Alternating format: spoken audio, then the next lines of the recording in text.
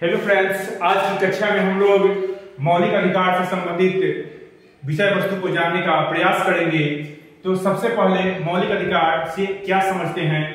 तो मौलिक अधिकार वैसे अधिकार हैं जो भारतीय नागरिकों के द्वारा प्रदत्त हैं, भारतीय नागरिकों को प्रदत्त है संविधान के द्वारा, जिसमें उनके हितों का संरक्षण होता है, तो यह जो मूल अधिकार है यह संविधान के भाग 3 में और अनुच्छेद 12 से 35 के बीच इसका वर्णन मिलता है। 12 से 35। तो यहां से क्वेश्चन ये बनता है कि यह जो भारतीय संविधान का मौलिक अधिकार हम लोग जो पढ़ रहे हैं, इसमें यह किस भाग से लिया गया है और कौन कौन से अनुच्छेद में इनका वर्णन मिलता है। तो ये भारतीय संविधान के भाग 3 से लिया गया है और अनुच्छेद 12 से 35 तक इसका वर्णन मिलता है। इसके बाद हम लोग को इसमें पढ़ना है कि हमारे मूल संविधान में 7 मौलिक अधिकार थे, जिसमें से संपत्ति के अधिकार को मौलिक अधिकार से हटा करके कानूनी अधिकार बना दिया गया। तो यह 44वें संविधान संशोधन, ध्यान देंगे, 44वें संविधान संशोधन 1978 के द्वारा संपत्ति के अधिकार को मौलिक अधिकार से हटा करके क्या बना दिया गया, इसको कानूनी अधिकार बना दिया गया।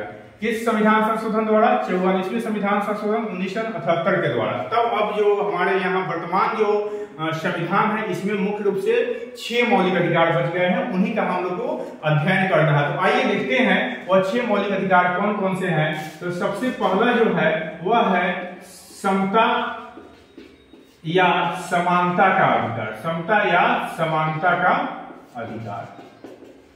तो समता या समानता का अधिकार यह है अनुच्छेद 14 से लेकर के 18 तक। उसके बाद जो है यह है आपको स्वतंत्रता का अधिकार। क्या है? स्वतंत्रता का अधिकार। तो ये है आपको अनुच्छेद 19 से 22 तक। उसके बाद है 3 नंबर में जो है यह है शोषण के विरुद्ध अधिकार।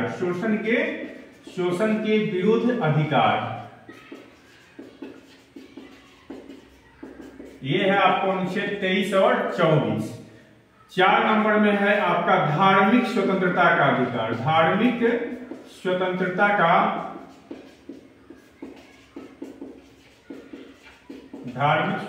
का अधिकार, यह है अनुच्छेद 25 से 28 के बीच इसका वर्णन मिलता है। 5 नंबर में है सांस्कृतिक एवं शिक्षा संबंधी अधिकार। क्या कहेंगे? सांस्कृतिक एवं शिक्षा संबंधी अधिकार।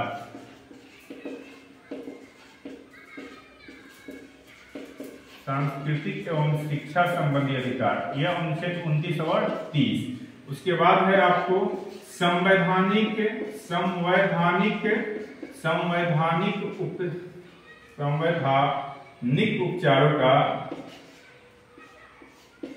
उपचारों का अधिकार।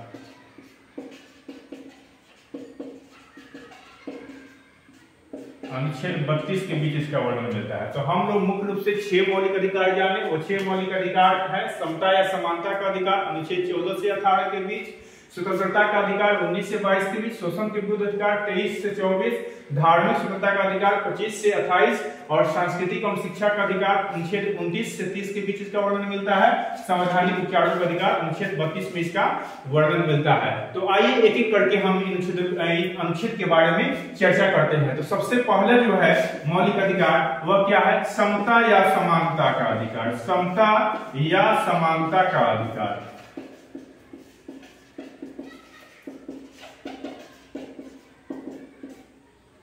समता या समानता का अधिकार। समता या समानता का अधिकार कहने से तात्पर्य यह है कि यह भारतीय नागरिकों को संविधान द्वारा प्राप्त वैसे अधिकार है जिसमें सभी को, चाहे वह किसी जाति, धर्म, लिंग या जन्म स्थान के आधार पर उसमें विभेद नहीं किया सकता है। वह किसी भी जाति धर्म के हो या किसी भी बैकग्राउंड से हो, तो उनमें किसी प्रकार का विभेद नहीं किया जा सकता है। यानी सभी रूप से उनको समान रूप से देखा जाएगा, चाहे वह कानूनी अधिकार चाहे वह कानून के समक्ष अधिकार हो या फिर लोक नियोजन का अधिकार हो, तो उनको ही हम लोग को क्या करना है, बारी बारी से पढ़ना है। तो यहाँ पर आइए ध्यान दीजिए अनुच्छेद 14 क्या कहता है। अनुच्छेद 14 क्या कहता है? तो अनुच्छेद 14 में इस बात का उल्लेख है कि विधि के समक्ष समानता, विधि के समक्ष समानता। अनुच्छेद 14 में क्या है? विधि के समक्ष समानता। विधि के समक्ष समानता कहने का तात्पर्य यह है कि सभी नागरिकों को कानून के नजर में एक समान, सभी नागरिक कानून के नजर में एक समान है, चाहे वो किसी भी स्तर का व्यक्ति हो, उसे विधि के समक्ष यानी कानून के नजरों में सबको एक समान माना जाएगा। चलिए अनुच्छेद 15 जो है, अनुच्छेद 15 में है आपको जाति धर्म लिंग या जन्म स्थान, जाति धर्म लिंग और जन्म स्थान के आधार पर उनमें विभेद नहीं कर सकता, उनमें विभेद नहीं कर सकता, यानी विभेद पर क्या है, रोक है। जाति धर्म लिंग और जन्म स्थान के आधार पर विभेद में रोक। चलिए अगला अनुच्छेद 16 है, यह कहता है लोक नियोजन में अवसर की समानता। क्या कहता है? लोक नियोजन में अवसर की समानता। तो आप कहेंगे सर कि यह लोक नियोजन कहने का मतलब क्या हुआ? लोक नियोजन कहने का मतलब यह हुआ कि सरकारी नौकरियों में सभी नागरिकों को एक समान जो है अवसर की समानता देने की बात करता है, लेकिन इसी में एक उपबंध है, वह है उपबंध 16(4) है, जिसमें आरक्षण का भी प्रावधान है। यही कारण है कि भारतीय नागरिकों को ये लोक नियोजन में अवसर की समानता तो मिलती ही है, साथ साथ उसमें आरक्षण का भी लाभ ले पाते हैं। अगला जो है वह है 17 में है अस्पृश्यता। अस्पृश्यता का अंत। अस्पृश्यता का अंत मतलब क्या हुआ कि छुआछूत का अंत। किसी भी जाति धर्म के आधार पर किसी में छुआछूत इस तरह का विभेद नहीं किया जा सकता है। और सबसे ज्यादा जो इम्पोर्टेंट बात है, यह अनुच्छेद 12 पर क्वेश्चन पूछता है इसमें कि छुआछूत का रोक या अस्पृश्यता का अंत किस अनुच्छेद के तहत इसका प्रावधान है? तो वह क्या है? अनुच्छेद 17 के तहत। आइए देखते हैं अनुच्छेद 18। अनुच्छेद 18 कहता है उपाधियों का अंत। अनुच्छेद 18 क्या कहता है? उपाधियों का अंत। भारतीय संविधान में अनुच्छेद 18 में कहा गया है कोई व्यक्ति विशेष अपने नाम के पहले किसी प्रकार का उपाधि धारण नहीं कर सकता है, लेकिन सरकार द्वारा कुछ ऐसे उपाधि है जो दिए जाते हैं, वो क्या है? वो सर्वमान्य है, जैसे पद्मश्री हो गया, पद्म विभूषण हो गया, ये सब है। अगला जो है, तो इसको याद कैसे करेंगे? आप कहेंगे सर इसको याद कैसे करेंगे? इसको याद करने के लिए हम क्या करते हैं? इन अनुच्छेदों का कीवर्ड को पहचानने का कोशिश करते हैं। तो यहाँ पर सबसे पहले क्या है, ये तो ध्यान रखना है कि समता या समानता का जो अधिकार है वो क्या है? अनुच्छेद 14 से 18 के बीच में उसका जिक्र किया गया है। तो 14 में क्या है? विधि के समक्ष। विधि के समक्ष यह कीवर्ड को हम लोग क्या करेंगे? पकड़ेंगे। यहाँ पर देख रहे हैं कि इसको हम लोग लाइनिंग कर रहे हैं, यानी उसके कीवर्ड को पकड़िए कि वो क्या कर रहा है। दूसरा क्या है? अनुच्छेद 15 में जाति धर्म लिंग जन्म स्थान के आधार पर अंतर में विभेद पर क्या है? रोक है। लोक नियोजन में अवसर की समानता, अस्पृश्यता का अंत और उपाधियों का अंत। इसको हम लोग क्या करेंगे? इसको आसानी से याद कर सकते हैं। चलिए अगला जो है वो क्या है? स्वतंत्रता का अधिकार। दूसरा जो है यह है स्वतंत्रता का अधिकार। क्या कहेंगे? स्वतंत्रता का अधिकार। तो स्वतंत्रता का अधिकार जो है यह अनुच्छेद कितना और कितना के बीच में है? तो 19 और 22 के बीच में है। तो अनुच्छेद 19 क्या कहता है? आइए सीखते हैं। अनुच्छेद 19 जो है इसमें होता है अभिव्यक्ति की स्वतंत्रता। अभिव्यक्ति की स्वतंत्रता।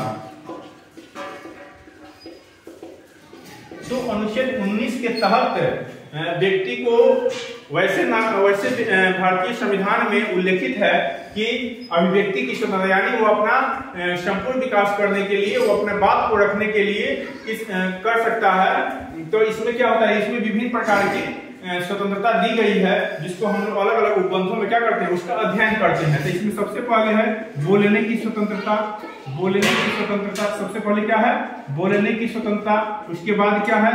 2 नंबर में एक स्थान पर एकत्रित होने की स्वतंत्रता। एकत्रित होने की स्वतंत्रता कहाँ? एक स्थान पर एकत्रित। इसमें एक शब्द यूज किया जाता है बिना हथियारों के। मतलब क्या हुआ? शांतिपूर्ण ढंग से। मतलब क्या हुआ? शांतिपूर्ण ढंग से एकत्रित होने की स्वतंत्रता। चलिए तीसरा क्या है? 2 नंबर तो हो गया शांतिपूर्ण ढंग से एकत्रित होने की स्वतंत्रता, सभा या समूह बनाने की स्वतंत्रता। क्या होगा? सभा या समूह बनाने की स्वतंत्रता, सभा या समूह बनाने की स्वतंत्रता। उसके बाद होगा भारत में आवागमन करने की स्वतंत्रता। क्या होगा? भारत में आवागमन करने की स्वतंत्रता। उसके बाद 5 नंबर में क्या होगा?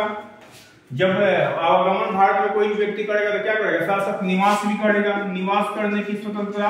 और सबसे लास्ट है यह है रोजगार या आजीविका चलाने की स्वतंत्रता। कहां पर? भारत में कहीं भी वह घूम करके रोजगार या कोई आजीविका कर सकता है। तो आप कहिएगा सर इसको कैसे याद करेंगे? इसको याद करने के लिए सबसे एक हम कहानी के माध्यम से इसको याद करते हैं। मान लीजिए कोई विद्यार्थी है जो सरकार के नियमों से क्या है खुश नहीं है, तो वो क्या करता है? सबसे पहले सरकार के विरुद्ध बोलना शुरू करता है। उसके बाद क्या होता है? अब उसके अकेले बोलने से तो कुछ होगा नहीं, तो क्या करता है? और लड़कों को क्या करता है? एकत्रित करता है, शांतिपूर्ण ढंग से एकत्रित करता है। उसके बाद क्या करता है? सभा या समूह बनाता है। भारत में क्या होता है? घूम कर विभिन्न स्थानों पर विरोध करना प्रदर्शित करता है।